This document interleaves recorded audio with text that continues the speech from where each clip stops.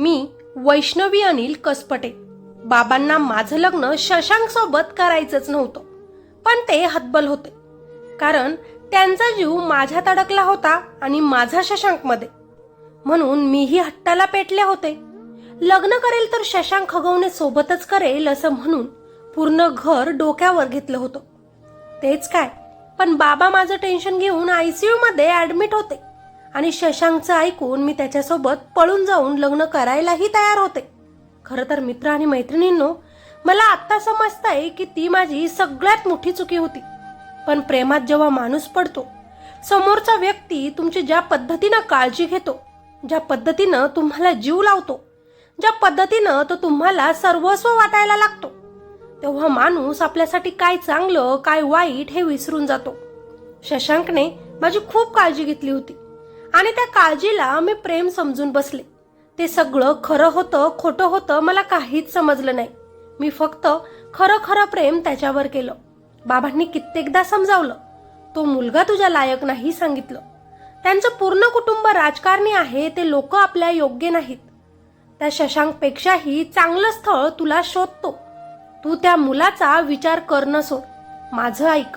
बाबा जीवाच्या आकांतानं मला सांगत होते, पण प्रेमात पडलेली मी शुद्ध हरपून बसले होते. मला फक्त शशांक हवाय म्हणत होते. मी त्याच्याशिवाय जगू शकणार नाही म्हणत होते.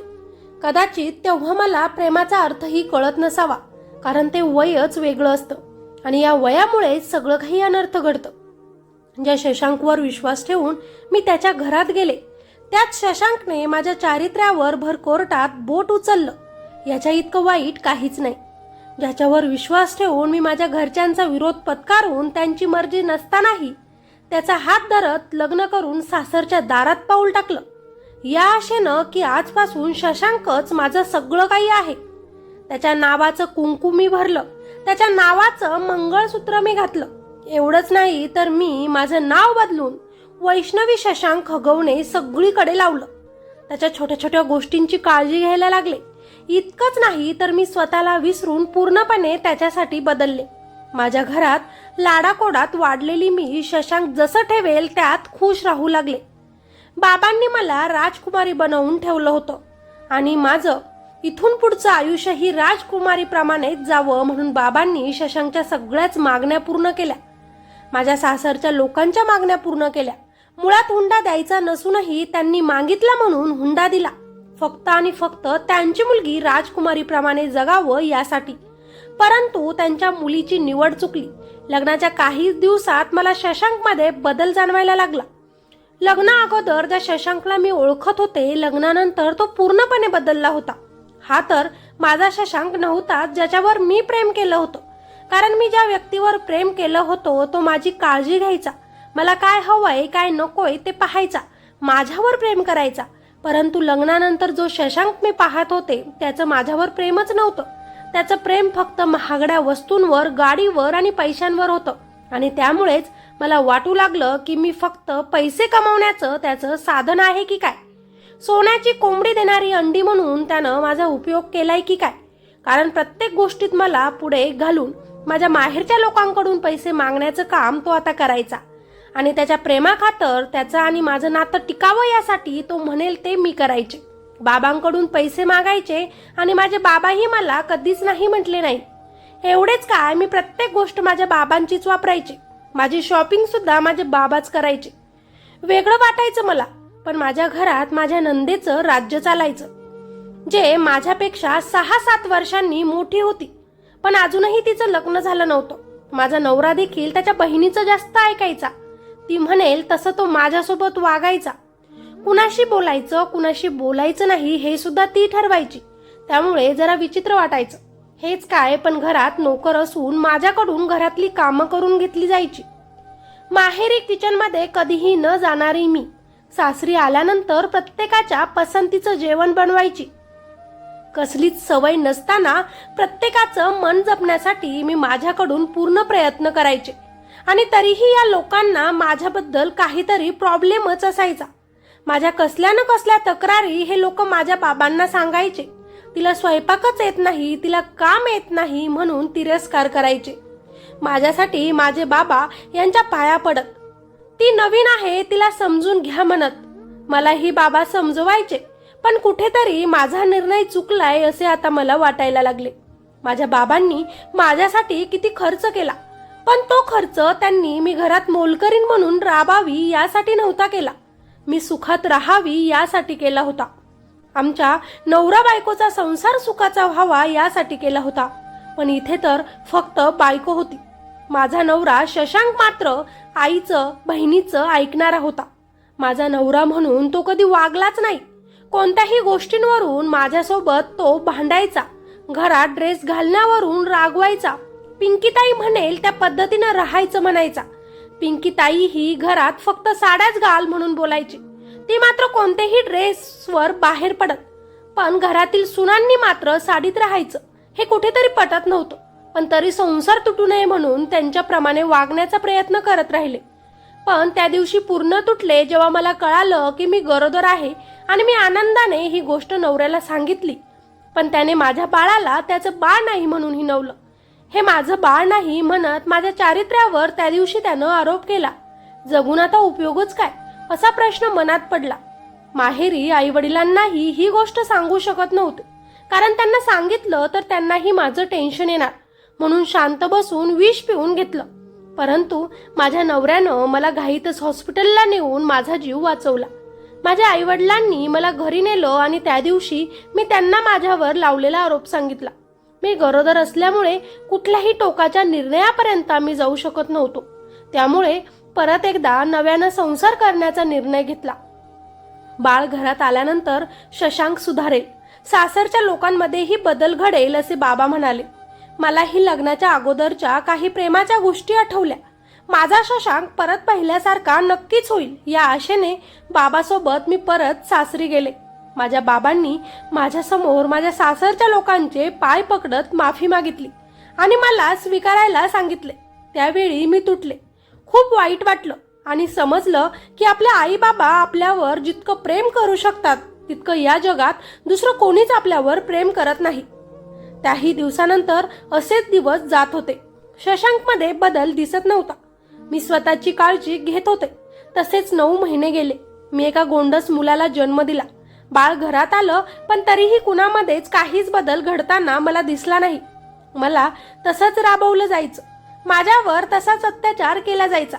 मी काय करायचं काय करायचं नाही हे सगळं शशांक आणि माझी नणंद करिश्माच बघायचे. कुठे जायचं, कुणासोबत बोलायचं हे सगळं त्यांच्या मर्जीनं होत. बंदिस्त जीवन माझं झालं होतं. आई बाबांचा फोन जरी आला तरी माझ्या आजूबाजूला हे लोक असायचे आणि बळजबरीनं मी खुश आहे हेच मला बोलायला लागायचं. धमकावूनच माहेरी पाठवलं जायचं. बाबांकडून पैसे, महागड्या वस्तू मागितल्या जायच्या, पण कधीच हिम्मत केली नाही की माझ्यासोबत काय घडतंय ते बाबांना सांगायची. कारण वाईट वाटायचं, आई वडील काय म्हणतील याची भीती वाटायची आणि इथेच चुकले. तेव्हाच सांगितलं असतं तर आज मी माझ्या आई वडिलांच्या घरात सुखात असते.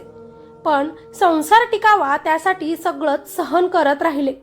आता तर मोबाईलवर कुणाशी बोललं तरी माझ्यावर संशय घेतला जायचा. कुणाचा मेसेज जरी आला तरी शशांक माझ्यावर रागवायचा, ओरडायचा, मला मारायचा. मला खूप वेळा मी चरित्रहीन नाही त्याचा संशय दूर करावा लागायचा. जिथे विश्वासच नाही ते नातं तरी काय उपयोगाचं. पण तरीही मी प्रत्येक वेळी मला निर्दोष करायचे, कारण शशांक सोडून मी दुसऱ्या कोणत्याच पुरुषाचा विचार केला नव्हता. मी त्याच्यासोबत प्रेमविवाह केला होता, मग मी का कुणाच्या मागे लागेल. आयुष्यात मित्र म्हणून आपण बोलू शकतो, पण शशांकचा माझ्यावर विश्वास नव्हता.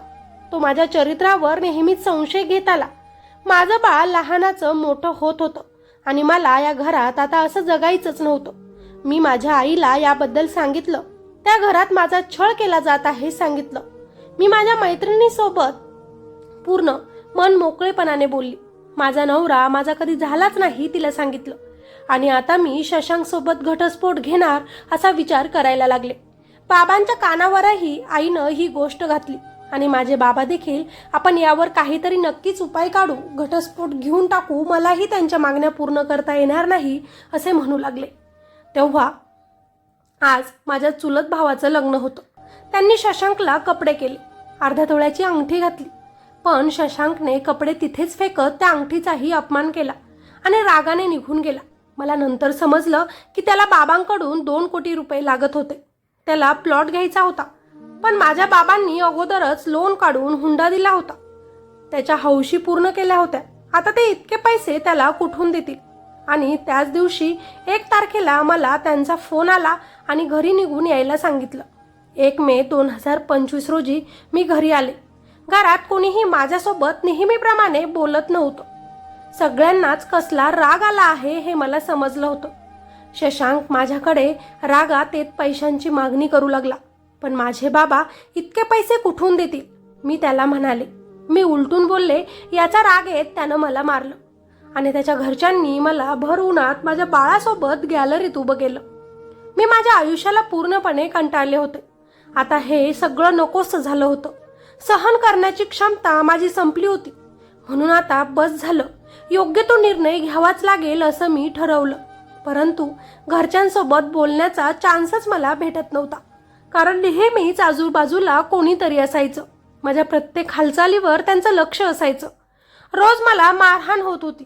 सासू सासरेही मुलाला कधीच थांबवत नव्हते आणि समजून देखील सांगत नव्हते. त्यांनाही पैसाच गोड होता. त्यांची मुलगी करिश्मासोबत असं घडलं असतं तर त्यांना समजलं असतं, पण त्यांची मुलगी करिश्मा ही घरातच होती, म्हणून त्यांना काय कळेल आईवडिलांचं दुःख. रोज आता मारहाण होत होती, पण 9 महिन्यांच्या बाळाकडे बघून शांत सगळं सहन करत राहिले, कारण त्याला पोरकं नव्हतं करायचं. माझ्या बाळाला पूर्ण फॅमिली द्यायची होती.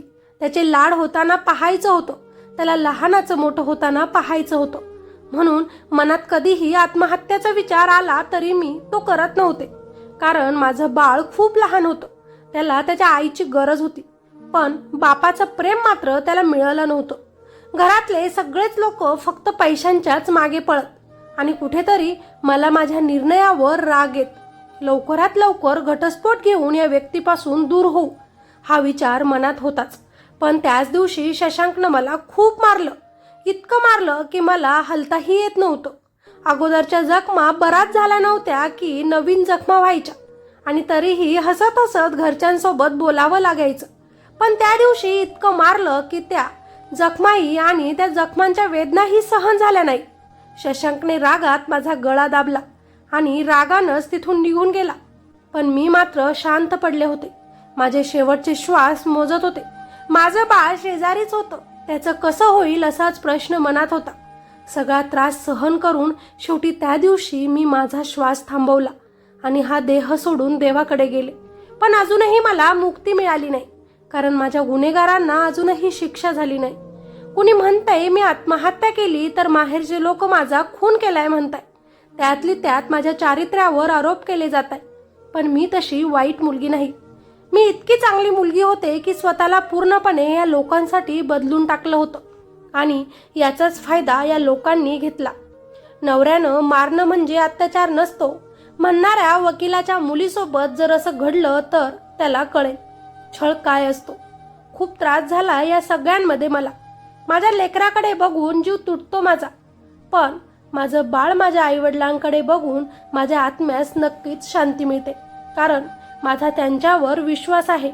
त्यांचा विश्वास जरी मी तोडला असला, त्यांचा विरोध पत्करून जरी मी लग्न केलं असलं, तरीही त्यांचं माझ्यावरचं प्रेम कमी झालं नव्हतं. आणि म्हणूनच तेच आईवडील माझ्या मुलाचा सांभाळ करतील, त्याला लहानाचं मोठं करतील, आणि त्याच्या बापाने माझ्यासोबत काय केलं, माझ्यासोबत काय घडलं ते सगळंच त्याला सांगतील. मी चरित्रहीन नाही. मी माझ्या आईवडिलांची मुलगी आणि माझ्या बाळाची आई आहे. फक्त आणि फक्त वैष्णवी अनिल कसपटे.